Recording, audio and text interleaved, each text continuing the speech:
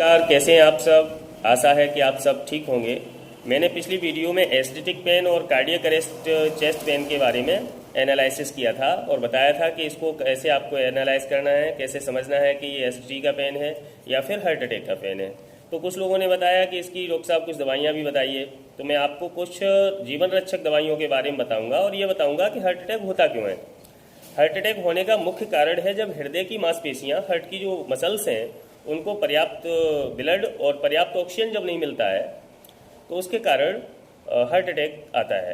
Coronary धमनियों में रुकावट हो जाती है, तो जब कॉर्नरी आर्टरीज में रुकावट होगी तो ब्लड सप्लाई भी बाधित हो जाएगी। जब ब्लड नहीं पहुंचेगा तो ऑक्सीजन कैसे पहुंचेगी, तो ऐसी सिचुएशंस में हार्ट अटैक आता है। तो इसके लिए सबसे छोटी सी दवाइयाँ हैं, सस्ती दवाइयाँ हैं, जिनकी वजह से कभी किसी का जीवन बचाया जा सकता है। उसके बाद बेशक आप हॉस्पिटलाइज करिए पेशेंट को, लेकिन मुख्यतः 2-4 मिनट जो हार्ट अटैक के टाइम के होते हैं वो बड़े कीमती समय होता है और बहुत महत्वपूर्ण होते हैं। तो ऐसी सिचुएशंस में 5 दवाइयाँ आप सब लोग नोट कर लीजिए, याद कर लीजिए, लिख लीजिए और अपने पास रखिए, क्योंकि आजकल पता नहीं चलता किसको किस उम्र में हार्ट अटैक आया जा रहा है। एक सबसे पहली दवाई है, बहुत सस्ती है, 4 रुपये में 10 गोलियाँ आती हैं, एस्प्रिन। एस्प्रिन 75 mg की गोली आती है, तो ये 2 गोलियाँ आपको पानी में घोल के दे देनी है। अगर किसी को हार्ट अटैक, चेस्ट पेन है और एकदम लग रहा है कि हार्ट अटैक आ जाएगा या आ गया है, तो ये आपका एस्प्रिन का काम क्या है, एस्प्रिन करती क्या है। ये NSAID ड्रग है। दर्द, सूजन में भी काम करती है, दिल के दौरे, स्ट्रोक में भी काम करती है और रक्त के थक्के के जोखिम को भी कम करती है। जब रक्त में थक्के बन रहे होते हैं, क्लॉटिंग हो रही होती है, तो ऐसी सिचुएशंस में ही हार्ट अटैक आता है। तो वो खून को पतला कर देगी और आराम से आपके हार्ट को रिलैक्स महसूस होगा। दूसरी दवाई आपकी क्लोपिडोग्रिल। क्लोपिडोग्रिल का काम है ब्लड के क्लॉट्स के रोकथाम करती है और हार्ट अटैक, स्ट्रोक को दोबारा नहीं हो, इसके लिए भी काम करती है, दोबारा होने से रोकती है। और जो रक्त वाहिकाओं से जुड़ी हुई किसी जानलेवा बीमारी के खतरे जो होते हैं उनको भी कम करती है।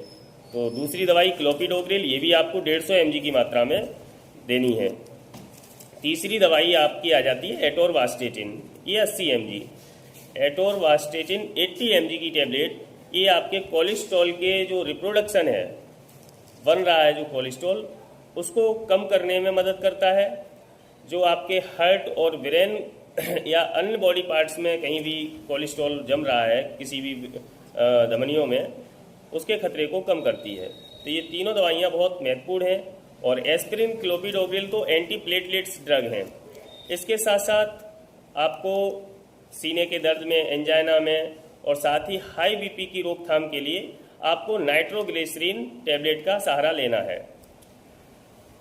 5वीं दवाई आपकी अंतिम दवाई है।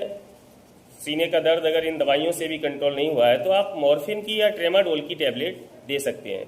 इससे आप किसी भी रोगी की जान आसानी से बचा सकते हैं। उसके बाद किसी भी हृदय के डॉक्टर को, हार्ट स्पेशलिस्ट को दिखा दीजिए, पेशेंट की जीवन की रक्षा हो जाएगी। तो ये 5 जीवन रक्षक दवाइयाँ सब लोग याद रखिएगा।